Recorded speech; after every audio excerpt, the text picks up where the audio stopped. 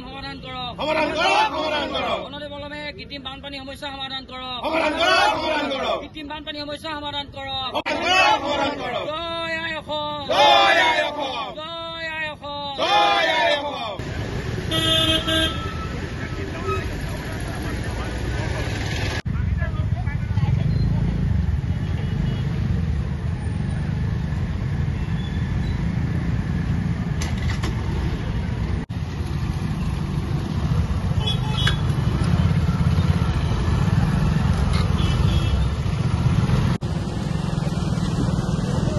रास्ता बहुत बेहाल है।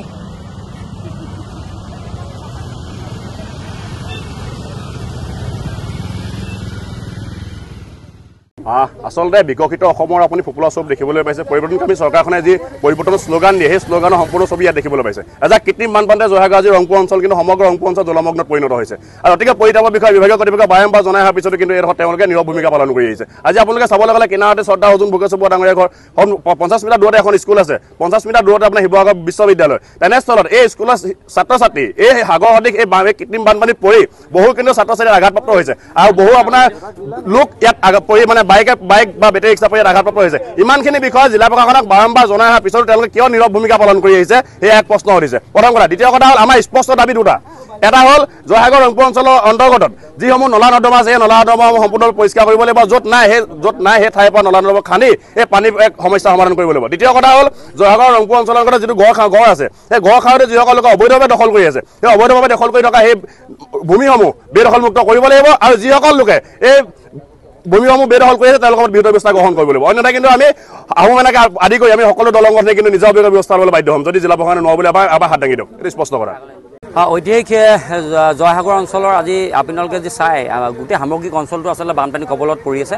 এজাক বৰষুণতে আচলতে কৃত্ৰিম বানপানীৰ যি সমস্যা আছে সমস্যাত দুৰ্ভোগ ভুগিবলগীয়া আছে জয়সাগৰ অঞ্চলৰ ৰাইজে। আপুনি যদি চাই জয়সাগৰ কলেজ চাৰিআলিৰ পৰা জয়ানগৰৰ পৰা আপুনি আদি কৰি যদি আপুনি জয়সাগৰ সুন্দৰপুৰৰ পৰা আদি কৰি যদি আপুনি চিপাহী গাঁৱলৈকে যি চাই গোটেই অঞ্চল সামগ্ৰিকভাৱে এই পথচাৰীসকল বা আমাৰ স্থানীয় ৰাইজে আজি দুৰ্ভোগ ভুগিবলগীয়া আছে। আচলতে এই ক্ষেত্ৰত জিলা প্ৰশাসন যি ধৰণে তেওঁলোকে সক্ৰিয়তা দেখাব লাগিছিলে সক্ৰিয়তা দেখাত চূড়ান্তৰ পৰা ব্যৰ্থ হৈছে। আমি টাইমছ অত্যন্ত এটা কথা স্পষ্ট ভাষাৰে জিলা প্ৰশাসনক আমি ক'ব বিচাৰোঁ যে আচলতে এই যি ঐতিহাসিক যি এটা সমস্যা বুলি ক'ব লাগিব এই সমস্যা আপোনালোকে সমাধান কৰিব নকৰে তেওঁলোকে আমাৰ স্পষ্ট ভাষা জনাই দিয়ক। যদি সমস্যা সমাধান কৰাত ব্যৰ্থ হয় তেনেহ'লে টাইমছ অত্যন্ত আৰু স্থানীয় দল সংগঠনৰ ৰাইজে মিলি আমি আচলতে আমি নিজৰ কাম আমি হাতত তুলি ল'বলৈ আমি বাধ্য হ'ম। আৰু দ্বিতীয়তে এটা কথা আমি ক'ব বিচাৰোঁ যিসকল লোকে আচলতে নতুনকৈ ঘৰ নিৰ্মাণ কৰিছে আচলতে তেওঁলোকে ঘৰ নিৰ্মাণ কৰাত আমাৰ ক'বলগীয়া একো কথা নাই। কিন্তু তেওঁলোকে আচলতে ড্ৰেইনৰ যি ব্যৱস্থাৰ কথা তেওঁলোকে নাজানে। অৰ্থাৎ তেওঁলোকে ড্ৰেইনসমূহ পুতি ৰাখিছে আৰু বিশেষকৈ গড়খাহৰ দাঁতিত থকা ঐতিহাসিক গড়খাহসমূহ পুতি দিয়াৰ ফলতো এনেধৰণৰ বানপানী সমস্যা মানে কৃত্ৰিম বানৰ সমস্যাই গা কৰি দিছে। কিন্তু এই সকলো সমস্যা সমাধানৰ ক্ষেত্ৰত কিন্তু জিলা প্ৰশাসনে যিটো ভূমিকা গ্ৰহণ কৰিব যে জিলা প্ৰশাসনৰ ভূমিকা অতি সন্দেহজনক। তেওঁলোকে সম্পূৰ্ণৰূপে এই ক্ষেত্ৰত চূড়ান্তৰ ৰূপত ব্যৰ্থ হৈছে। আমি এই চকতে এই প্ৰতিবাদস্থলীৰ পৰা তেওঁলোকে আজি শেষ হোৱাৰ কাৰণে তেওঁলোকক সক্ৰিয় প্ৰদান কৰিছোঁ। খুব কম সময়ৰ ভিতৰত যদি ঐতিহাসিক যি আমাৰ পানীৰ যি সমস্যা যদি সমাধান নকৰে নিশ্চয়কৈ ইয়াৰ পৰৱৰ্তী পৰ্যায়ত তীব্ৰ প্ৰত্যাহ্বানৰ সন্মুখীন হ'বৰ কাৰণে তেওঁলোক সাজু থাকিবৰ কাৰণে অনুৰোধ জনাইছোঁ।